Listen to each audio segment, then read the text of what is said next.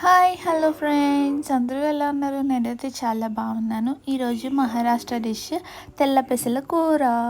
ఫస్ట్గా అయితే బాండి పెట్టుకొని దాంట్లోనే ఆవాలు జీలకర్ర వేసేసుకొని దాంట్లోనే వెల్లుల్లిపాయ ముక్కలు కూడా వేసేసుకొని ఇలా వేయించుకోవాలి. దాంట్లోనే ఆనియన్స్ కూడా వేసుకొని వేయించుకోవాలి. పసుపు కూడా వేసుకోవాలి, ఉప్పు కూడా వేసుకోవాలి, జింజర్ పేస్ట్ అల్లం పేస్ట్ కూడా వేసుకోవాలి. దాంట్లో అవన్నీ మగ్గిపోయిన తర్వాత దాంట్లోనే టమాటో వేసుకొని ఈ తెల్ల పెసలు కూడా వేసేసుకోవాలి.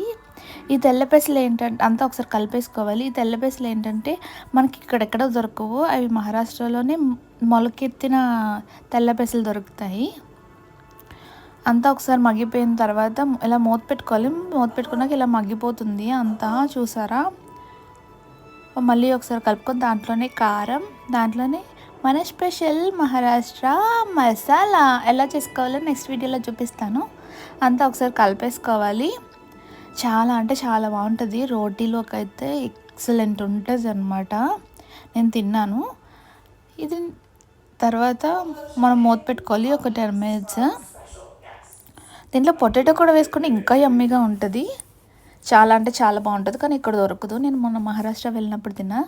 ఇప్పుడు చూసారా, దాంట్లోనే వాటర్ కూడా వేసేసుకోవాలి. మళ్ళీ ఒకసారి మూత పెట్టుకోవాలి. అంతా ఒకసారి మగ్గిపోయిన తర్వాత వాటర్ అంతా ఇంకిపోవాలి. చూసారా, చాలా బాగుంటుంది.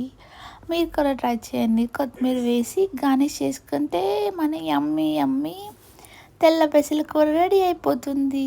మీరు కూడా ట్రై చేయండి. Please like my channel, share my channel, subscribe my channel. Bye.